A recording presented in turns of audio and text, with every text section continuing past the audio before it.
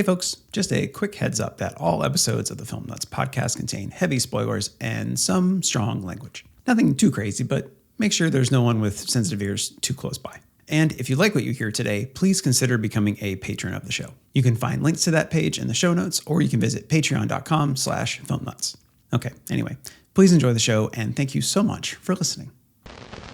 Hi. Sorry? I just said hi. Hi, hello. Hi. Okay, if I sit closer? How far are you going? Rockville Center. Get out. Me too. Really? What are the odds? Do I know you? It's unlike any movie you've ever seen. It's low budget, but high impact, both visually and mentally. It had a huge impact on me becoming like an adult or as a teenager. Just the way that it showed visually how you can look at memories and just the process of forgetting memories or just thinking back to what they used to be.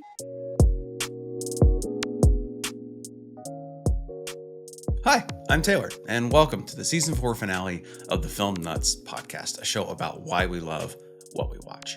I'm so glad you've been on this journey with me. And if you're actually new to the podcast, we've got over 50 episodes that you can go listen to right now if you enjoy this one. For today's episode, let's talk about...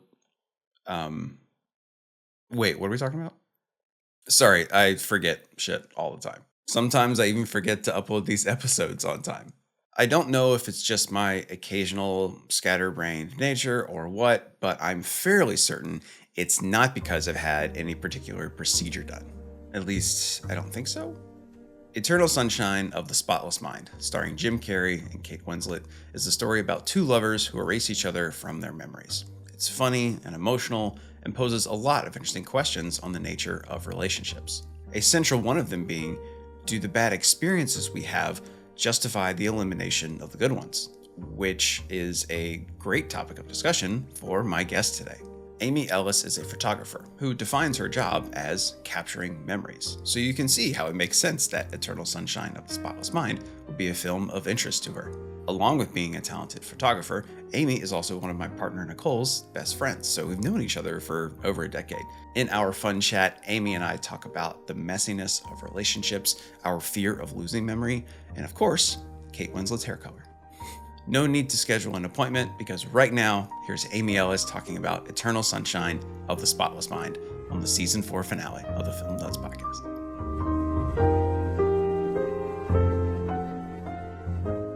I don't think we've known each other for a long time, but I don't think I've ever asked you like what actually got you first interested in photography. My brother, when I was a freshman in high school, he was a senior, and he took the high school film class. And by film, I mean like film photo. Right. So our high school had a dark room, and I ended up taking that after seeing him take some really awesome film photos from the Grand Canyon. They actually went on a field trip, and I really wanted to go to the Grand Canyon the next year, and they canceled it. And I was really sad. Jerks. Yeah. But I got into it from there. So I've been doing it for a long time, and I was hooked, and I was like, well, I don't want to do anything else, so I will just figure out a way to make money with this. What was it about that process that you liked so much? Well, not that I really shoot film anymore, but I feel like it's a high value job if you can make it work. Like, I'm someone who preserves memories and pictures of people, which is a pretty valuable thing if you ask me. Yeah. So I feel like I am contributing to society and personal lives in a really nice way. And I think I noticed that taking pictures of my family and friends in high school. Right. So like you started taking the pictures and then you began to realize like the importance of that action. Mm-hmm. And that was before Instagram and all the aesthetic. So when you realized that you kind of enjoyed this process of preserving memory, that when you told me that you wanted to talk about Eternal Sunshine of the Spotless Mind, I was like, this makes sense. But also the opposite. But also it's the opposite of what makes sense for this. So why did you want to talk about this movie? It was it had a huge impact on me becoming like an adult or as a teenager because it came out when I was 14. And I remember once it came out, just the way that it showed visually how you can look at memories and just the process of forgetting memories or just thinking back to what they used to be. It was just a beautiful thing. I could die right now, Clem. I'm just happy. I've never felt that before. I'm just exactly where I want to be. Clem? And I would be in my art class and just like pop in the soundtrack and just paint, you know? And I mean, and in the darkroom too. And it was just, it had a huge effect on me. And it was just a beautiful story. And it was a movie unlike anything I'd ever seen. And I can still say that to this day because there's really nothing like it. Yeah, I was noticing that because I don't think I've seen it since probably college. Like not when it came out, but you know, on the rented from Blockbuster or something like that, or like one of my college roommates owned it. So this most recent time watching it, it's one of Nicole's favorite movies too, and she was totally down to rewatch it for this. And I was watching it, and I was like, I forget that it's a science fiction movie, and the way that it conveys sci-fi is so like grounded. Like it doesn't do anything like over the top or crazy with special effects or like CGI or anything like that. Like everything, like the act of memories disappearing is showcased by just like lights going out and stuff, which I think is super cool and a really like grounded, raw way to kind of convey that idea. Yeah, I agree. I feel like in my mind, how when like in scenes where they go back to revisit memories that have already been erased or like hiding in different memories, in my mind, that's probably what it's like, how your brain is working. So I love it. It doesn't feel sci-fi at all. Yeah. Yeah. That totally makes sense to me. Do you remember the first time you saw this? Who were you with? Where were you? What was kind of going on in your life? You said you saw it as like a 14-year-old. Yeah, I think I was 14. Okay. I don't think I saw it in theaters. I'm pretty sure it was like I don't know about Blockbuster. Maybe like a Netflix DVD Okay. via mail. Okay. Missed those days. Yeah, me too. It was always fun. Yeah. It was very exciting getting it in the mail. I thought maybe it would be with Nicole, but I'm honestly not sure. And I asked her just a second ago, and she said she didn't think we'd seen it together. Okay. Well, she was convinced that her and I went and saw Where the Wild Things Are in the movie theater. And I was like, no, we didn't. But she was convinced. And I looked it up, and the movie came out before we were dating. So I was like, no, sorry, you're wrong. She's like, who would I go to the movies to? I'm like, you've dated other people. Oh, she's just erased those people. And just I know, replaced them with exactly. She you. went through the process. So She romantic. called, what the hell's the name of the thing? Lacuna? Yeah, she called Lacuna and was like, I need to erase everyone but my boyfriend. My boyfriend. So what's interesting is like, to me, Eternal Sunshine of the Spotless Mind, just that name, not knowing what it's about, I automatically think it's like the most pretentious thing I've ever heard of. Yeah. But Yeah. but it's because I know nothing about the movie. And also I had a kind of a hesitancy toward this movie because everybody that I knew in college that loved this movie, was like in the indie, hipster, you know, artistic. Not to say that any of that is wrong, but that wasn't my vibe. So I was very hesitant to watch this or really appreciate it. Yeah. But watching that was like, no, this movie rules. But with that title, like to you, it's from a longer poem by Alexander Pope. But the title itself for this movie, what does that mean to you? Well, it's funny you mentioned the whole like indie vibe because when I was in high school, that's who I wanted to be together. That was who I truly was striving to be. And so I also think when you're like 14 or 15, at least I was someone who was starting to read books that actually had a little philosophy in them. And so I was suddenly like, I want to be a deep person. But when you're 15, you're not as deep as you think you are. So when I heard Eternal Sunshine of the Spotless Mind, I was like, I don't know what that means, but I have to watch it. Gets the people going. Yeah. It's You're like, provocative. this sounds ridiculous. I'm in. Yeah. It's clearly deep. There's something there. Right. Yeah. So I don't know. Now, I guess in a way I see it as like ignorance is bliss. And I forget the whole quote that's from the movie, including the movie title. But it's beautiful. But I don't know if I could quite like break down. I think I want to like know the whole poem. It's a very long poem. Oh, it is? Yeah, it's very long. Oh, okay. It's very long, and that's it's just a couple lines. The lines that Kirsten Dunst says is like 4 lines. The quote goes, "How happy is the blameless vessel's lot, the world forgetting by the world forgot. Eternal sunshine of a spotless mind, each prayer accepted and each wish resigned." I want to be a great, big, huge elephant with a huge trunk like that. It is very much about kind of ignorance is bliss, but something along the lines of how like pivoting that toward like innocence. Yeah, it's interesting, and there's a whole like I could like go into like the whole backstory of like why Alexander Pope wrote that poem and all this other stuff, but people can go look that stuff up because it's way more highbrow than I am capable of understanding. Cool. So I do have to ask you this though: would you ever erase anything or anybody from your memory? No. But I also realize Okay, I'm cool. saying that as someone with a fairly privileged life. Yeah. And yes, I've gone through bad things, but like I feel like I have come on the other side in a very good way. But again, I know that there are other people out there that would be like, that's because your life's just fine, which it probably is. What about you? Yeah, I don't know. I mean, anything that I could potentially see as maybe something that'd be nice to never think about again, I'd be like, okay, but it was so minuscule that I rarely think about it anyway.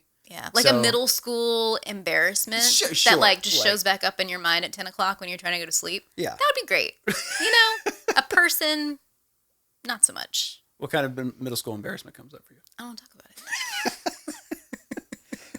Well, I think the another question to go along with that kind of thought is, especially with this movie, with the characters that go through this procedure with Lacuna, not even the main characters, like, is the pain that is experienced worth the love, basically?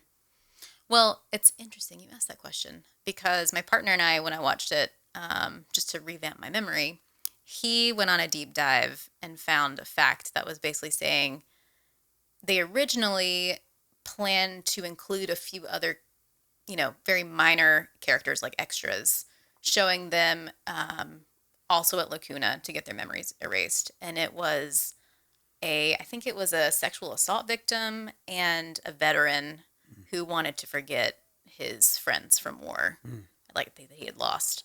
And they ended up taking it out because they realized that it would suddenly become a much bigger discussion and not focus on the love story that they're trying to tell. Yeah. Which I feel like if that's their goal, then they did a great job and it was wise to not take it out. But that really does open up doors for like whole other discussions because they show a woman in the waiting room with like a box full of things trying to forget her dog. Yeah. And I'm like, as you know, my cat just died and it was terrible and I'm sad, but I would never want to forget any like moment with him.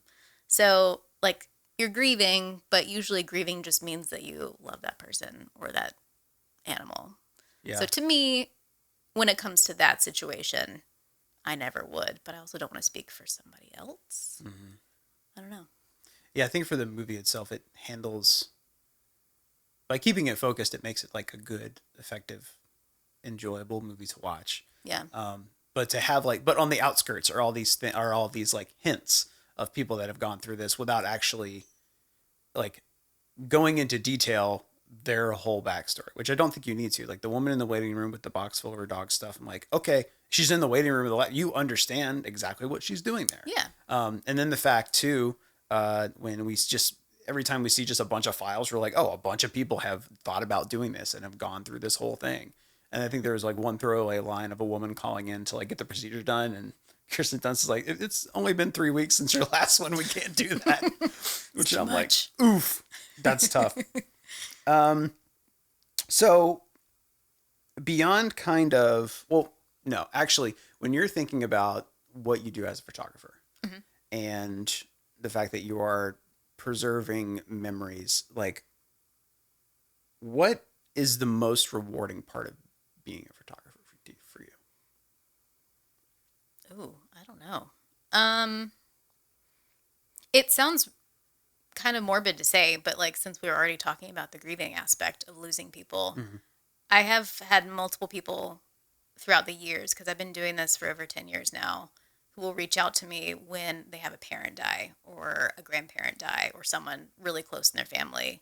And they say, thank you so much for these photos. Like they're the best photos we have of them. And we look at them daily and like we really treasure them.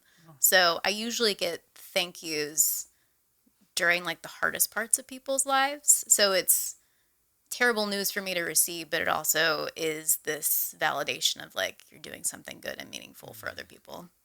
So yeah, it's kind of a weird way to feel valued, but it's still important. Is that, I mean, not to dig on the morbidness of this, but Oh, I love going morbid. We can get so morbid. but is that a different feeling than taking beautiful pictures on somebody's at somebody's wedding and handing them to them?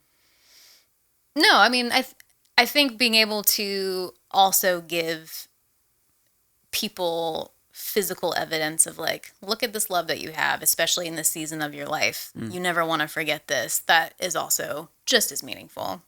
Yeah, I guess it's funny because I probably have become, I guess, less sensitive to that just because I do it so much. I don't think about it as much as I do when people reach out as like thank yous otherwise. But yeah. So like when you meet with just a potential person you're going to be working with to photograph either a family portrait or an event they're having or what have you, like what are some of the questions you ask them in order to get a better idea of how to best capture what they want captured?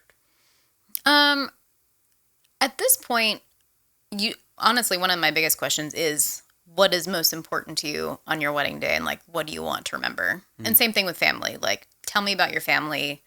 What is most important to you and like why do you want these photos? Basically, why are we doing this? And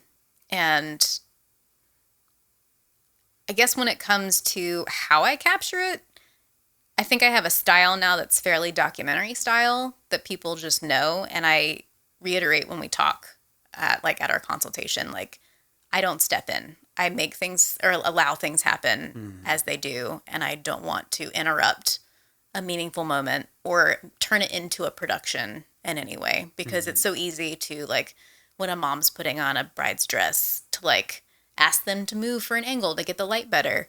My style is the light just won't be exactly perfect because this is the real moment that's happening. And why should I interrupt it? Because it's still a beautiful moment. Yeah, I think one of the few times I've had like my picture taken like as an adult, one of the photographers was very like prompt heavy, and I was not a fan. It was like pictures of me and Nicole, and the photographer's like, act like you love each other. And I'm like, that's what you got? Yikes. That must have been a bad day. It wasn't the best. That's funny. But then we got this woman named Amy Ellis to take our photos, and they looked phenomenal. What? See, I feel like I have to be a little prompt heavy for, portraits as opposed to showing up to a wedding. Because like wedding, the day just unfolds. And if you like have two people show up, it's just like, be you. And then you're like, what do I do? So it's good. But I feel like if you make it a setting and a place that is very you and give each other meaningful discussion to talk about during it all, it can actually be a nice memory tied in to the act of taking pictures. What I really like about what you previously said combined with this movie is that these memories that basically Joel has to relive his memories in order for them to be erased. And the fact that all these memories are messy, like none of them are perfect. Constantly talking isn't necessarily communicating. I don't do that. I want to know you. I don't constantly talk. Jesus. People have to share things, Joel. That's what intimacy is. I think that's been brought up a lot on this podcast is like, what if the thing we're talking about got remade? And the first thing we go is, God, no. But then the second is like, how would it be different? If this movie, if Eternal Sunshine of the Spotless Mind was, say, remade within the next 5 years, how different do you think it would be? Not from like aesthetically, but the memories that are portrayed. How do you think they would be different? Ooh. I don't know. The initial thing I think of is the fact that we're living in a time where memories are commodified with social media, and so everything is like perfect, and even the things that aren't perfect are purposefully not, like, they're structured to be not perfect. And so I'm curious if like the memories that new Joel goes through look something like that. Yeah, that's a great question. Because one of my favorite things about the movie is that it is messy. And he sleeps on a pull-out couch. And well, that's one thing I love about their love, too, is that their relationship is, like, it doesn't require money. It doesn't require a lot. They literally make the most out of the most mundane moments. And so when he's reliving these memories, it's like, maybe they can't afford a drive-in movie, so they pull to the, like, edge of the wall where they can still see it. And then they, like, make up a script while the people are talking. But can't you see? I love you, Antoine. Lucky me. Lay one on me.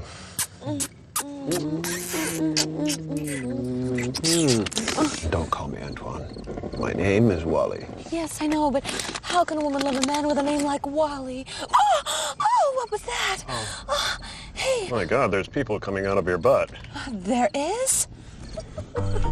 And, you know, they sneak into a movie, I think, in one of the deleted scenes. And I don't know, like, they literally, and I love this too, because it doesn't make sense and it's weird, but also some couples would understand it. They suffocate each other for fun. Not in like a sexual way, but it's just like a weird thing that couples, I guess, do. And I feel like every couple has that one weird thing that doesn't make sense to other people. But it's just like, it's not a pretty movie. Yeah, the aesthetics just don't exist. And I think that's why it's so beautiful to me still. And I feel like it would look very different these days. Everything everything is so curated. And I feel like the way they told their story was just like 2004. Yeah. Just completely themselves, not worried about what other people thought of their living situations and stuff. But yeah, I think, oh God, I feel like it would be such a bad movie now. But to be fair, too, I mean, if you want to factor in things like COVID and thinking about how weddings have changed, everyone went from being like, I have this grand vision of a wedding, and this is me speaking personally. Sure. To like, here's my vision. I want this aesthetic, to I literally just want to have a great time with my people and remember it. Yeah. And like, that's a huge change. And people are just kind of over the BS of putting on a show. Yeah. So hopefully that would also look different in the movie. So sorry for the interruption, but I will be brief. I am so grateful that you decided to listen to the Film Nuts podcast today. If you are enjoying what you're hearing, please consider supporting the show on Patreon. With a small monthly amount, you can get access to behind-the-scenes goodies, early access to full episodes, and you can vote on what movie we watch the first Monday of every month on the Nut House Discord. The Nut House itself is free to join and is full of other film and TV lovers, so you'll fit right in. You can check out info on all these things in the show notes. And if all of this sounds like a bit too much, that's totally okay. But if you want to keep up to date on all of our episodes, please be sure and subscribe on your favorite platform of choice. And if you're listening on Apple Podcasts, go ahead and leave a rating and review so we can get in front of other awesome people like yourself. Okay, enough of me rambling. Back to the good stuff. Going off of what you said about how people's kind of attitudes have been changed about capturing event, COVID and beyond, I think like that seems like a benefit to me. Is like, to me, like the important stuff is the realness and the like what actually happened and not constructing something. I'll go back to the photo shoot that Nicole and I did, where I had a mixed feelings about the photographer. It could have been totally me though, because sometimes she's totally listening to this right now and being like, "What? Definitely stop talking shit about it." But for me, it's very much like shit. Well, her and I have agreed. It was very much me. I was I was in my head about things, and like it was. But photos aren't for everybody. So if you want it to be, I am weird. Sometimes very recently I've gotten over not a fear of being photographed, but I used to not like photos of myself. Yeah. And very recently I've gotten over that, and I'm like, okay, all right, I'm getting used to it. But an interesting story was when we were first planning to do these family photos, it poured down rain that day. Poured down. And it was canceled. And I was like, why did we cancel it? I feel like that could have been really fun. Like, because if we all have this attitude of like, this is ridiculous, like, let's make this as fun as possible, because it's not an ideal scenario. So it's almost like an overcorrection of the fact that your weather conditions aren't perfect. So like these photos aren't going to be perfect. So let's have fun. Like, and I think just embracing the kind of like non-structure. I think that pivot, like you were talking about, I think personally, I like a pivot like that where things are a little bit more natural, because you'll remember, if let's say somebody's wedding goes really well, except like when they were leaving with the spark horse, it poured down rain. Like but they'll remember those photos though. Of them soaking wet, running to the limo. Like that'll be a fun story to tell. Exactly. I'm with you. Yeah. And I think if this movie tried to, if this new iteration that we're hopefully not speaking into existence. Please no. If it came out, I think it would be a very difficult thing to try and be as, I hate the word authentic, but as authentic as possible with kind of the way I agree media is right now. Yeah. And also, how do you erase someone completely from your mind if they're like living in your smartphone? Right. Yeah. There's I feel like it's almost impossible to erase anyone. There's more logistics they have to go into. Which that actually brings me to one thing I wanted to talk about is Elijah Wood's character. And like he's so good at playing a creepy guy. I had completely when he first showed up, I forgot he was in this movie. That was my first thought. The second thought was like, why does he have facial hair? That's weird. Yeah. And then as the more the movie went on, I was like, I completely kind of forgot about this story with him, is that he basically weaponized memories. Yeah. Yeah. Which I'm like, that's a problem. Yeah. I kind of fell in love with her that night. What? You little fuck. What? She was unconscious, man. Well, she was beautiful, and I stole a pair of her panties as well. Jesus. They're just like, you can grab any file you want and just decide that you can feed off of this person's like comfort and memory and know everything about them. It's not good. And I feel like, but that's almost like a common thing now, except everything is done like virtually. Like that, it's not really done that person in person that much anymore, but virtually, like, any kind of catfishing or scamming, like that's basically what Elijah Wood's character is doing in this movie. That's a good point. And he stole her underwear, which is something. That was a problem. Yeah. That was it was like, there's so many things that, came out over 20 years ago. We're like, oh, can't really have a movie or a TV show with that decision in anymore. But it doesn't detract from the fact that it's still like that cringy behavior has meaning. Yeah. And so it totally does. He's a complete asshole, and that's the point. I do like one thing about this movie is that none of the characters are perfect. And they all seem far from perfect, which I really appreciate too. Yeah, they're all deeply flawed. Yeah. And unprofessional. Yes. Why are we getting drunk and high and jumping on the bed while someone's sleeping in it? That's just... It sounds like they do this on a regular basis wherever they go. It's like, man, report these people to the Better Business Bureau. That's For awful. real. Do you have a favorite moment or scene from this movie?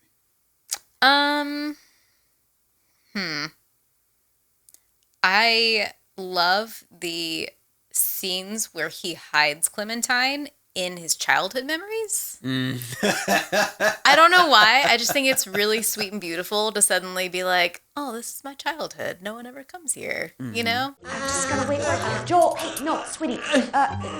Jolie, no, your mother wants me to mind you. Get back under the table. Scream. No, and not until after, you've had your dinner.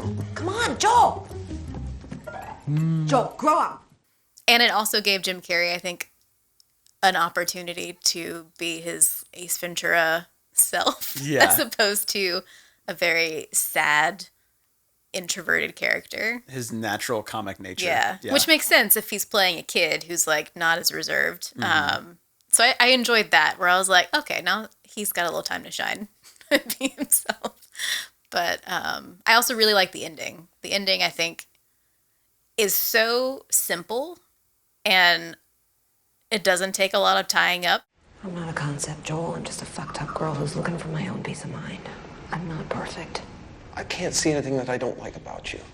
But you Right will. now, I can't. But you will. You will think of things. And I'll get bored with you and feel trapped, because that's what happens with me. Okay. It's just like, oh, okay. We know what happened. Do we want to do it again? Is it worth it? And then it's just like the end of the movie.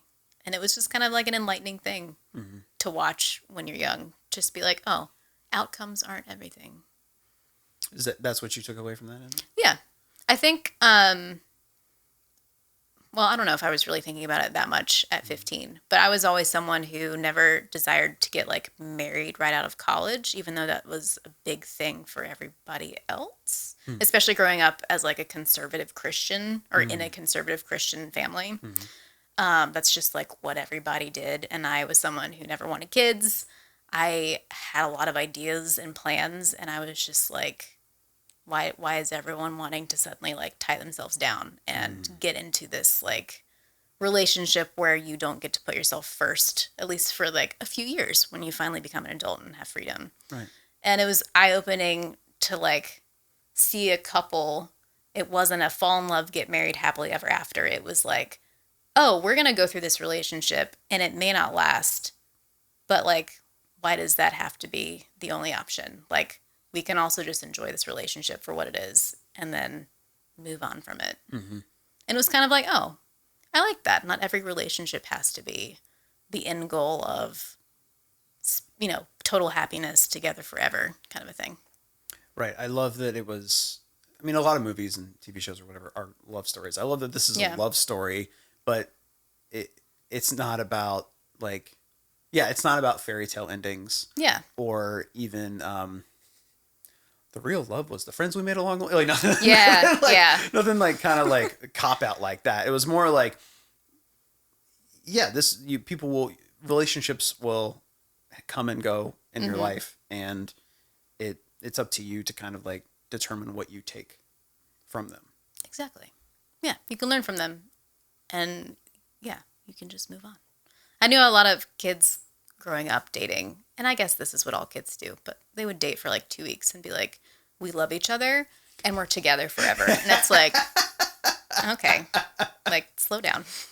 Oh yeah. Those people were crazy. Oh yeah. I'd be like, what? We're 12. Like, what are you talking about? And was it sixth grade? I think it was fifth grade. My fifth grade boyfriend told me that he loved me, and I was like, we're in fifth grade. We need to dial it down, sir. You mentioned that everybody in this movie is messy. Like, no, like everybody is extremely complicated. Is there any one particular person that you identify with or relate to more than the others? Honestly, no. I feel like the characters seem a lot louder and stronger and more obvious to me than they did when I was younger. Mm-hmm. But I guess probably when I was like 18, I was probably Joel, because I was quiet, people pleaser, kind of just went along with everything people said, and now I'm very much not that, because I've learned to speak up for myself and like say what I want. Nice. So I do love that about Clementine too, how she like literally just says what she's thinking. But I also think if she approached me on a train, I would be like, you scare me. I'd be like, I don't like where this is going. Like, you're beautiful and you seem great, but also I'm a little afraid of you. I would not go back to your house. But yeah, I don't know. What about you?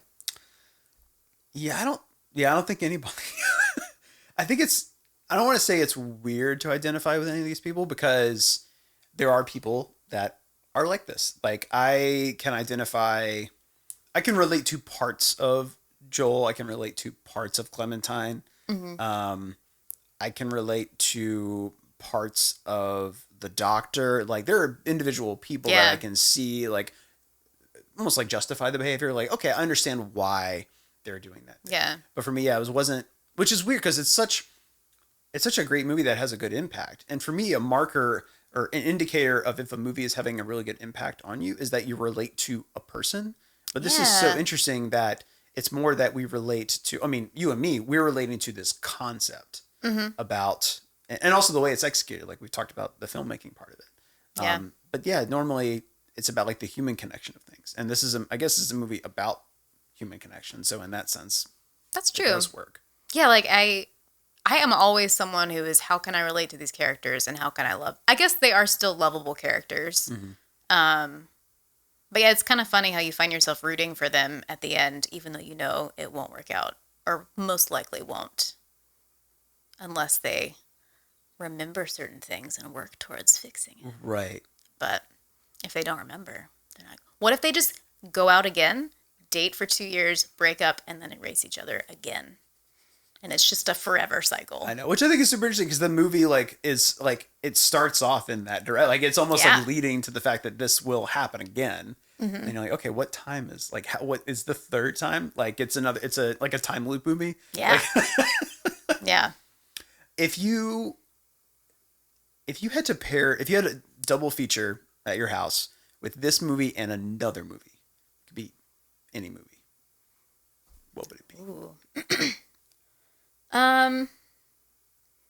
Part of me wants to say Memento because it also involves memory. Yeah. And I watched that came out around 3 the same times. Time. Yeah. 3 times in my like film class in high school. Mm-hmm. So I don't honestly remember a lot of it. I need to go watch it again. But you'll probably laugh. But just because it's also a huge impact to me in high school, Moulin Rouge. Because like it's very different. So but this is the Amy Ellis Film Festival. Yes. Got it. The Amy Ellis at 16 Film Festival. Okay. And Nicole would absolutely be attending. Okay. Yeah. This show is spoiler filled. Like, every episode's full of spoilers. But if you had to recommend this movie to someone who had not seen it, what's your elevator pitch? It's unlike any movie you've ever seen. It's low budget, but high impact, both visually and mentally. You get to watch famous actors play characters they don't normally play. Yeah. For both Kate Winslet and Jim Carrey. Mm-hmm. And there are so many little details that you will miss the first time that will make you keep wanting to go back to catch them again and again. I think that's about it. Yeah, I had completely forgotten about the Kirsten Dunst subplot in this movie. Yeah. I just had no clue. Like, I didn't know where I was going. Like, the hints are always there, and I'm like, oh, she's got a little crush on. She's got a crush on the Doctor, and I was like, oh fuck, I totally forgot. Oh no. Oh no, it's exactly what I thought was going to happen. I knew it, Howard. Hollis, it didn't start out to be like this. I came here to work. Hollis, this is a one-time mistake. I'm a stupid girl with a stupid crush. I swear I basically forced him into it. Don't be a monster, Howard. Tell the girl. Tell me what? Oh, you poor kid. You can have him. You did. Well, even I told Steven when he was watching this for the first time last week, I was like, it's nice that she changes her hair color because it helps kind of give you an idea of timeline. Yeah, yeah. And he was like, well, it might be something even deeper than that. And we were like, huh. So we looked it up. And what did other people we were say? like, they did it again. They got us. There's another detail I missed. Basically, her hair signifies different seasons of their relationship. Yeah. So green is the very beginning when they meet. Growth, new beginnings. Yeah. Okay. Red is the second one once they actually start dating and they have a lot of passion and love. So summer of love kind of vibe. Right. Then once they start having their issues and fighting and bickering, she dyes her hair orange, which could be signified as like fall. Or she names orange Agent Orange, which is not great. Another kind of good descriptor. And then winter, when she dyed her hair blue, is when she erases him and is like grieving the loss of this relationship. Yeah. And I was like, dang, that's actually pretty good. Yeah. I love little just aesthetic things like that just signify obvious change. Like you're not thinking of it. Yeah. But then when the truth is revealed to you, you're like, you know what? Yeah, that makes a lot of sense. Or even just like the tiny moments where he goes to pour her a drink and he goes like, oh, sorry, I thought I had more. And then it clicks like, oh, you had more. It was just the erasers who came into your apartment drank all of your booze. Yeah. So I just love those little things where you're like, oh, yeah, this makes sense now. How would you take it if somebody erased you from their memory? I would feel really bad. Because I grew up a people pleaser. And I'd be like, what did I do? I'm so sorry. But, yeah, I don't know. I guess I'd be a little offended because I feel like I tried pretty hard to be a good person. Would you then like befriend this person who did not know you anymore and try to like redo something? Like be better? That feels not that the blame is on you. Yeah, but they felt the need to do something. Better. That would feel creepy and wrong to me. Like, so you wouldn't be Elijah Wood? No. No, I wouldn't. My favorite scene with him is when he's already been erased, but he's like revisiting a memory, and you see Elijah Wood picking something up off the floor, and he like looks up, and it's his blurred face with his eyes upside down, and I was like, his eyes really are something. When Joel's going through his memories. Yes, okay, sorry. Yeah. When Joel's going through his memories, and yeah, Patrick's inside of it. Patrick / Elijah Wood. Right. And I was like, that is terrifying. I did see it. I was like, ugh. What a great way to visually indicate things you're erasing and changing. Like the whole like glossed over face, like the featureless faces and the slight distortions of things, and even in the voices and stuff. It's super. Yeah, it feels very dreamlike to me. Oh, yeah. Like when you can't recall what somebody looked like in a dream. Like to me, that's kind of what my brain registers. Yeah.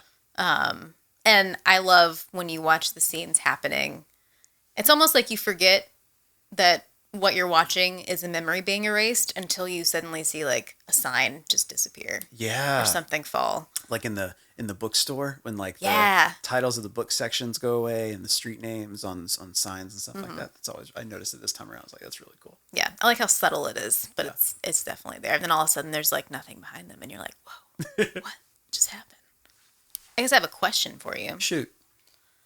If you were losing your memory, is that something that would scare you? Or do you think that you wouldn't even notice because you wouldn't know what you were missing out on? Well, I feel like if I lose my memory and there are indicators that I'm losing my memory, like somebody shows up and says they know me and I don't know them, then yeah, I'd be freaked out. That's like, fair. Yeah, memory's a huge worry for me personally because I've had like not one, but at least two grandparents with dementia. And like, Same. Yeah, even on my stepdad's side of the family, his parents both had Alzheimer's. So it's like, that's been around like my life. And so that really does frighten me, but this could be complete bullshit and unhealthy, but I like the theory that these cognitive conditions are actually our minds expanding beyond time. Yeah. I like that thought. We're both living in the present and the past at the same time. I like that a lot. Was it you that told me the story about there was like a woman who had dementia and thought her bedroom was on fire? Yes. Can you tell me that? Can you tell me that real quick? Oh my God. So if anyone is curious about more stories like this, there's an Instagram account named Nurse Hadley, and she wrote a book about being a hospice nurse and like just interesting experiences she's had. And it probably brings a lot of comfort to people who are like grieving or having to face being mortal. But one of her stories includes a woman who had Alzheimer's and she was in hospice, and her husband called this nurse saying she will not sleep. She's just walking around the room, pacing, saying that the house or that room is on fire, and she won't get in the bed because it's on fire. And she came over and was like, well, instead of saying there isn't a fire, you need to acknowledge that to her there is and move the bed. So they moved the bed into another room. She went into the other room, fell asleep, no problem. She passed away, and I think it was like a month maybe after she passed away, the husband called the nurse and said there was a fire in that room. And to me, it's kind of like maybe it is this expanding of the mind that like you might know more, and that's why you just don't remember things. Yeah. But because we can't handle everything. Exactly. Crazy.